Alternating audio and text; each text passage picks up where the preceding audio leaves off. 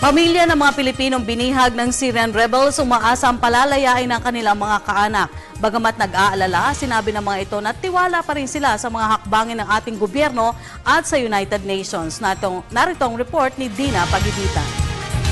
Sa patuloy na pakikipagnegosasyon ng UN Disengagement Observer Force o UNDOF sa Syrian rebels na may hawak sa 21 Filipino UN peacekeepers, pamilya ng mga ito ang labis na naaapektuhan.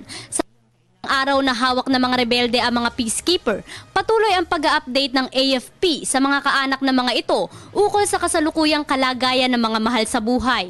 Isa sa mga peacekeeper na nasa kamay ng mga rebelde si Cyrus Meneses, 25 taong gulang, tubong North Cotabato. Pawang mga sundalo rin ang ama at isang kapatid na si Saison Meneses. Last ko po na nakausap si Kuya, nung mga last week pa po ng February. Parang common lang po na pag-uusap ng magkapatid. Pero wala naman po siyang sinasabi na kung ano man.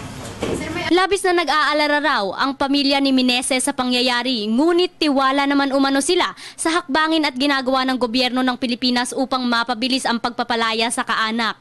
Simulan pumasok kami sa pagsusundalo, nanumpa na po kami na kahit saan po kami may destino.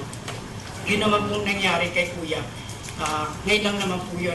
Sa ngayon, bukod sa tiwala sa gobyerno, partikular ang AFP, dasal at pag-asa raw ang sinasandalan ng pamilya. Sana po ay i-release na po nila yung mga binihag po nila or yung hinag nila sa checkpoint po. Gayunman, handa ang buong puwersa ng Philippine Army sa pagbibigay ng tulong sa bawat miyembro ng pamilya ng mga peacekeeper. Anytime po, we will be supporting them kung ano po mga pangangailangan nila. In fact, yung po mga pangangailangan nila ngayon sa pagtawag-tawag sa amin ay inalok po na susuportahan din namin. Bukas din ang pamunuan ng AFP sa mga ahensya ng gobyerno na nais tumulong sa mga pamilya ng mga nasabing sundalo.